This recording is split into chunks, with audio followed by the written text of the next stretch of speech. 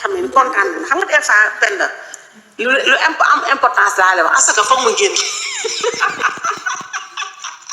benn barchi asaka foog mu génn man xam naa ne man damaa gis dama gëj a génne asaka. yaay sa nga ni asaka pend foog mu génn. yow coow li yëpp noo ko jàppee asaka la di ay itam pend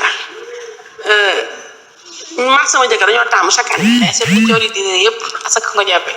mais asaka la pend maag sama jëkkër dañu taamu génneel asaka chaque année bu ñu defee suñu chiffre d'affaires génneel asaka ren nag dañoo xaw a yéex tuuti génneel asaka moo tax mu ne maa xam asaka bi génnul ma ne ko may génn na nii ba pare pend yow ma damaa bëri ñu ma bañ te xam nga ñooñu ma bañ ñooy sama doole ñooy def sama force léegi nag man yàgg nañoo wër sama ay audio fuité. ñan ñoo la woo di la ci laay ñëw yàgg nañu wër sama audio fuité. amuñu ko te duñ ko am duñ ko mës a am parce que wax naa la ne. man dama xam ñi may waxal xam kan laay waxal. xam fan laay waxee.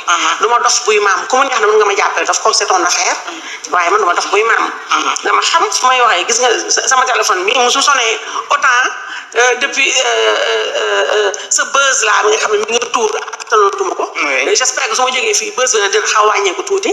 ndax yow penn damay tibb jox la. est-ce que buzz bi dëgg na. waaw léegi donc maintenant asaka boobu mooy li ma la wax xam nga koo xam ne amul ay audio fuité yàgg nañ maa war ci ay audio fuité yi salte yi ñu am ci réew mi yëpp penn doo ma ci dégg doo ma ci gis kenn mësuma cee gis aussi.